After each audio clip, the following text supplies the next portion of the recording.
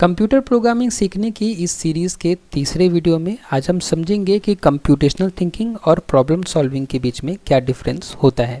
इस सीरीज़ के पिछले दो वीडियोस में हमने समझा था कि कंप्यूटेशनल थिंकिंग और प्रॉब्लम सॉल्विंग होता क्या है, लेकिन उन वीडियोस को देखने के बाद, उन वीडियोस से समझने के बाद हमारे मन में ये डाउट आना स्वाभाविक होता है कि प्रॉब्लम सॉल्विंग और कंप्यूटेशनल थिंकिंग में क्या डिफरेंस है और उनके बीच में क्या रिलेशन है। तो चलिए आज के इस वीडियो में हम इन दोनों के बीच के डिफरेंस और रिलेशन को समझना शुरू करते हैं और सबसे पहले भूमिका देखते हैं या इंट्रोडक्शन देखते हैं आज के इस वीडियो का। हर इंसान को अपने जीवन में समस्याओं का सामना करना पड़ता है, चाहे वो स्कूल का हो, तकनीक से जुड़ा हो या जीवन का हो। इन समस्याओं को हल करने के लिए दो शक्तिशाली विचारधाराएं होती हैं जो हमने पिछले दो वीडियोज़ में पढ़ी थी। पहला प्रॉब्लम सॉल्विंग और दूसरा कंप्यूटेशनल थिंकिंग। मतलब किसी भी प्रॉब्लम को सॉल्व करने के लिए जो दो विचारधाराएं हैं वो है प्रॉब्लम सॉल्विंग और कंप्यूटेशनल थिंकिंग। दोनों सोचने की प्रक्रिया हैं, लेकिन उनके उपयोग, प्रभाव और उद्देश्य अलग अलग होते हैं। तो दोनों के बीच में डिफरेंस और संबंध को समझने के लिए सबसे पहले हम समझते हैं कि प्रॉब्लम सॉल्विंग क्या है। बहुत शॉर्ट में प्रॉब्लम सॉल्विंग का मतलब है किसी भी समस्या का हल ढूंढना और उस पर काम करना। जैसे कि नाम में हमें दिख रहा है कि किसी प्रॉब्लम को सॉल्व करना क्या होता है, प्रॉब्लम सॉल्विंग। यह सोचने, निर्णय लेने और प्रयास करने की एक व्यवस्थित प्रक्रिया है। तो प्रॉब्लम सॉल्विंग में हम क्या करते हैं, हम सोचते हैं, हम निर्णय लेते हैं और प्रयास करते हैं कि जो हमारा निर्णय है वो सही हो या किस तरीके से हम अपने निर्णय को इम्प्लीमेंट कर सकते हैं। तो जब हम प्रॉब्लम सॉल्विंग की प्रोसेस अपनाते हैं किसी प्रॉब्लम को सॉल्व करने के लिए, तो जो स्टेप्स हम जनरली फॉलो करते हैं वो है कि सबसे पहले हम समझते हैं कि प्रॉब्लम क्या है। प्रॉब्लम को समझना बहुत ज़रूरी और सबसे पहला स्टेप है। जैसे कि मान लेते हैं एग्जाम्पल के लिए कि आपको स्कूल पहुंचने में देरी होती है, आप देर से हमेशा स्कूल पहुंचते हैं। तो आप क्या करेंगे, पहले उस प्रॉब्लम को, जो प्रॉब्लम आपकी है कि स्कूल हम देर से पहुंचते हैं, उसको आप सबसे पहले समझेंगे कि क्या कारण है, मैं क्यों स्कूल देर से पहुँचता हूँ। ट्रैफिक कारण है या रास्ता लंबा है, इसकी वजह से मैं देर पहुँच रहा हूँ। तो पहले क्या करते हैं, आप प्रॉब्लम को समझते हैं। फिर आप योजना बनाते हैं। योजना में क्या कर सकते हैं, आप कोई नया रास्ता खोज सकते हैं या ट्रैफिक समय से पहले निकल सकते हैं। उसके बाद में आपने जो भी योजना बनाई है उनमें से एक योजना फाइनल करते हैं और योजना लागू करते हैं कि आपने लागू किया योजना कि हम नए रास्ते से अब स्कूल जाएंगे। ठीक है, आपने नया रास्ता चुन लिया। उसके बाद में जब आपने योजना को इम्प्लीमेंट कर लिया, उसके बाद में क्या करेंगे, आप अपने जो परिणाम है उसकी समीक्षा करेंगे कि अब आप जब स्कूल पहुंच जाएंगे तो आप गौर करेंगे कि क्या अब आप समय से स्कूल पहुंच रहे हैं कि नहीं पहुंच रहे हैं, क्योंकि आपने नई योजना को लागू किया है। ठीक है, और एक और एग्जांपल है कि मान लेते हैं कि आपके मोबाइल की बैटरी जल्दी ख़त्म हो जाती है। तो आप प्रॉब्लम को सॉल्व करने के लिए क्या कर सकते हैं, आप बैकग्राउंड ऐप को बंद कर सकते हैं, स्क्रीन ब्राइटनेस कम कर सकते हैं। तो आपके पास एक प्रॉब्लम थी और आपने उस प्रॉब्लम को सॉल्व करने के लिए कुछ स्टेप्स फॉलो किए। उन्हीं स्टेप्स को हम क्या कहते हैं, प्रॉब्लम सॉल्विंग की प्रोसेस। ठीक है, तो ये हो गया प्रॉब्लम सॉल्विंग। अब हम समझते हैं कि कंप्यूटेशनल थिंकिंग क्या होता है।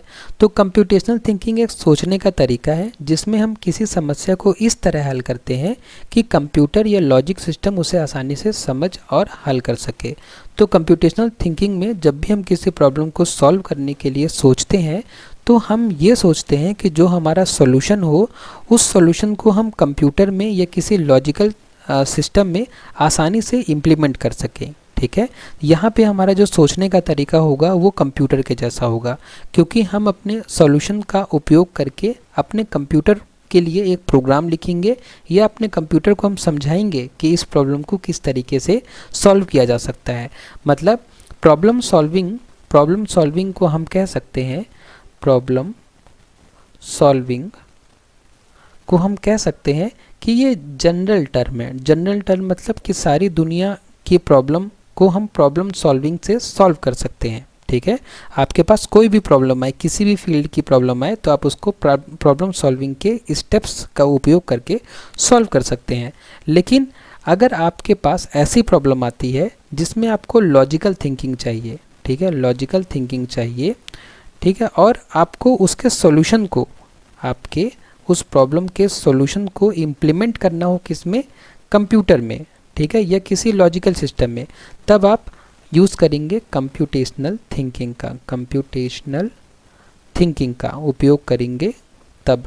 ठीक है, कब उपयोग करेंगे, जब आपका जो सॉल्यूशन है उस सॉल्यूशन को आपको इम्प्लीमेंट करना हो आपके कंप्यूटर में, ठीक है। जैसे यहाँ पे हमारे पास समस्या थी कि आप स्कूल देरी से पहुँच रहे हैं, ठीक है, तो ये लॉजिकल समस्या नहीं है, ठीक है। आप इसके लिए कोई सॉफ्टवेयर नहीं लिखेंगे, आप इसके लिए कोई ऐप नहीं बनाएंगे, है ना।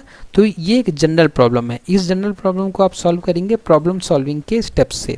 लेकिन अगर आपके पास कोई ऐसी प्रॉब्लम आती है जिसको कंप्यूटर सॉल्व कर सकता है, अगर आप कंप्यूटर के लिए कुछ प्रोग्राम लिख देंगे तो वो उस प्रॉब्लम को सॉल्व कर देगा, तब आपको कंप्यूटेशनल थिंकिंग का उपयोग करना पड़ेगा। उसके बाद कंप्यूटेशनल थिंकिंग के जो एलिमेंट्स होते हैं, मेन एलिमेंट्स होते हैं, वो ये 4 एलिमेंट्स होते हैं। पहला डिकम्पोजिशन, मतलब हम क्या करते हैं, बड़ी समस्याओं को छोटे छोटे भागों में तोड़ देते हैं, ठीक है। उसके बाद पैटर्न रिकॉग्निशन, पैटर्न रिकॉग्निशन मतलब कि जो हमारे प्रॉब्लम है उसमें हम क्या करते हैं, पैटर्न पहचानते हैं। पैटर्न पहचानना मतलब समानताओं को पहचानना। जैसे कि आप मैथमेटिक्स सॉल्व कर रहे हैं और आपने एक फॉर्मूला देखा, ठीक है, मैथमेटिक्स में आपने एक फॉर्मूला समझा, यह याद किया, अब आप उस फॉर्मूले पे कई क्वेश्चन कर सकते हैं, 50, 100, 1000 जितने आपके मन हो, आप उतने क्वेश्चन सॉल्व कर सकते हैं, क्योंकि आपने पैटर्न को पहचान लिया कि ये इनपुट आएगा, आप इस फॉर्मूले पे पुट करेंगे और आपको आंसर मिल जाएगा, ये इनपुट आएगा, फॉर्मूले पे पुट करेंगे, आपको आंसर मिल जाएगा, ठीक है। तो आपने क्या कर लिया, पैटर्न पहचान लिया, ठीक है।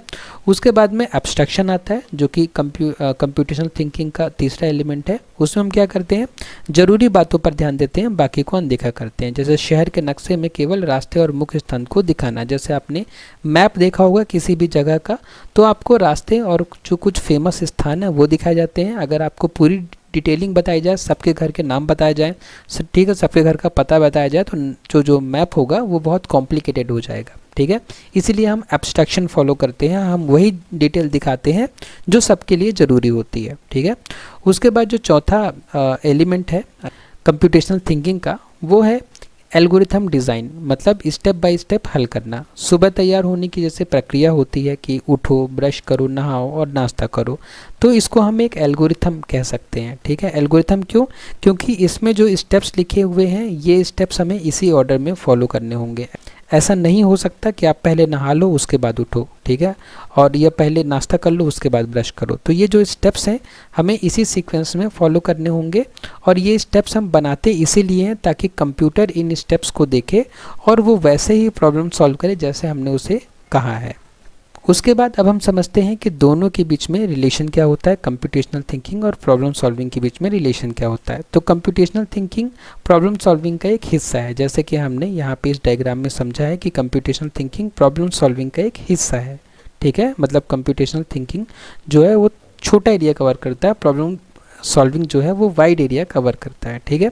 जब समस्या तकनीकी या जटिल हो तो कंप्यूटेशनल थिंकिंग उसे हल करने का सबसे प्रभावी तरीका है, ठीक है। तो जैसे कि हमने पहले ही डिस्कस किया कि जब आपके पास टेक्निकल समस्या है या कॉम्प्लेक्स प्रॉब्लम है तब आप कंप्यूटेशनल थिंकिंग का उपयोग करिए।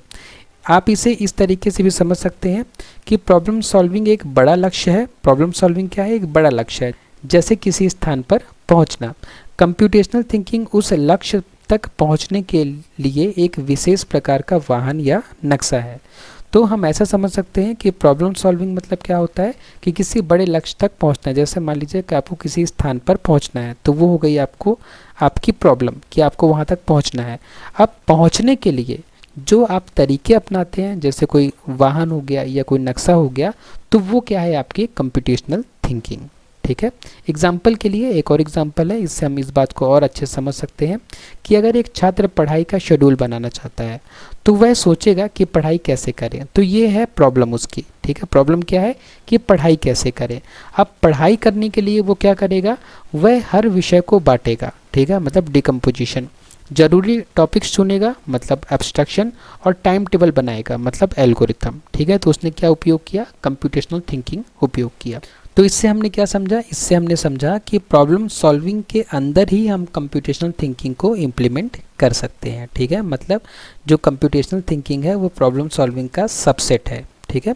तो आज की इस वीडियो को अब हम कंक्लूड कर सकते हैं। हमने समझा कि प्रॉब्लम सॉल्विंग आपको समस्या का हल निकालने में मदद करती है, जबकि कंप्यूटेशनल थिंकिंग आपको उस हल को निकालने के लिए एक विशेष और प्रभावी तरीका प्रदान करती है, खासकर जब कंप्यूटर या लॉजिक सिस्टम शामिल हो, ठीक है।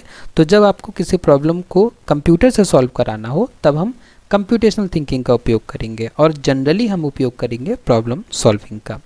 जब ये दोनों एक साथ प्रयोग किए जाते हैं तो हम किसी भी जटिल समस्या को आसानी से समझ सकते हैं और उसका प्रभावी समाधान निकाल सकते हैं। तो सबसे बेस्ट क्या होता है कि आप दोनों का उपयोग करें, ठीक है। प्रॉब्लम सॉल्विंग का उपयोग करें प्रॉब्लम को समझने के लिए, ठीक है, प्लान्स बनाने के लिए, लेकिन जब आपको इम्प्लीमेंट करना हो तब आप कंप्यूटेशनल थिंकिंग का उपयोग करें, ठीक है।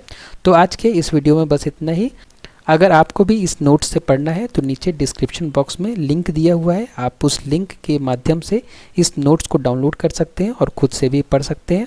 और अगर आपको आज का वीडियो यूज़फुल लगा तो वीडियो को लाइक करें, शेयर करें अपने फ्रेंड्स के साथ में और सब्सक्राइब करें चैनल को। आपने वीडियो को लास्ट तक देखा उसके लिए बहुत बहुत धन्यवाद।